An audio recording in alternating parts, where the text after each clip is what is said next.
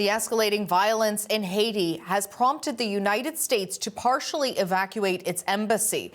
It sent the Marines late last night to help get non-essential staff out.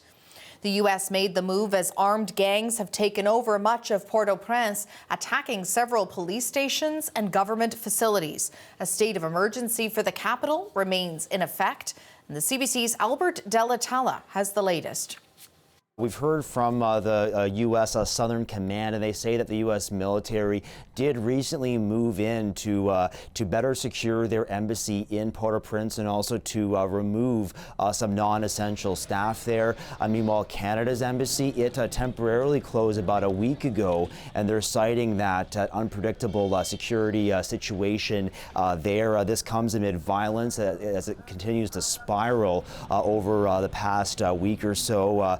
In recent days, gangs attacked at least 3 police stations. Guards from the National Palace, they made their way in yesterday to try to make a security perimeter there after they managed to fend off an attack by gangs late Friday. Sporadic gunfire, it could be heard reportedly throughout the day yesterday, and it follows, as I said, more than a week of ongoing attacks that have really paralyzed the country. Thousands of street gang members battling for power there.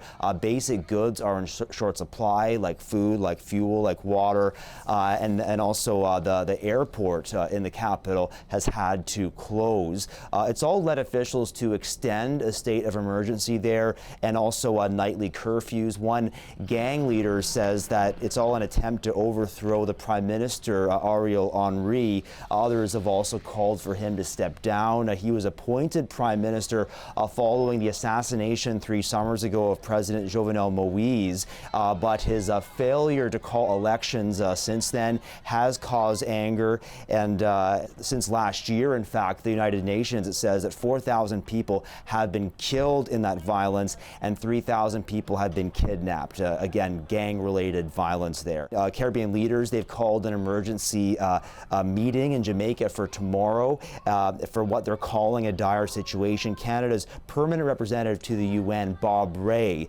he'll be there. We are really going to try to see not only how do we create encourage the Haitians to create a successful transition, but how do we make sure that we're able to respond to the criminal activities which have taken over the country. The country is now effectively run by gangs, and that is something which cannot be allowed to continue.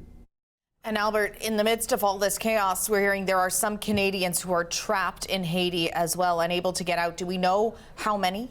Yeah, so we heard from Global Affairs Canada just a bit ago, actually, and they say that there are just over 2,900 Canadians registered in Haiti. So the number could be higher, but these are the number of Canadians who voluntarily registered with them. But this representative, she does say that, quote, they're not planning any departure assistance or repatriation flights for Canadians in Haiti, but they do say that they'll continue to monitor that situation closely. Despite that, the agency does advise Canadians to consider leaving by commercial means if necessary. But as I mentioned, the airport there is closed, so that isn't an easy task. CBC News spoke with one Canadian from Saskatchewan who's struggling to get out.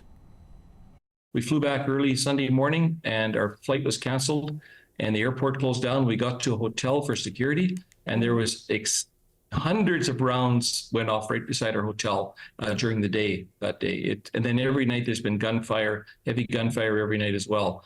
It's gangs shooting at the police. Then our hotel security, I think, has been shooting at the gangs a little bit. Then the gangs shoot back at our hotel security. It's just it's absolute chaos down here right now. And Global Affairs does say that any Canadians who are not in Haiti right now, they should avoid going there again due to the threat of civil unrest and kidnappings. Linda. Thanks, Albert.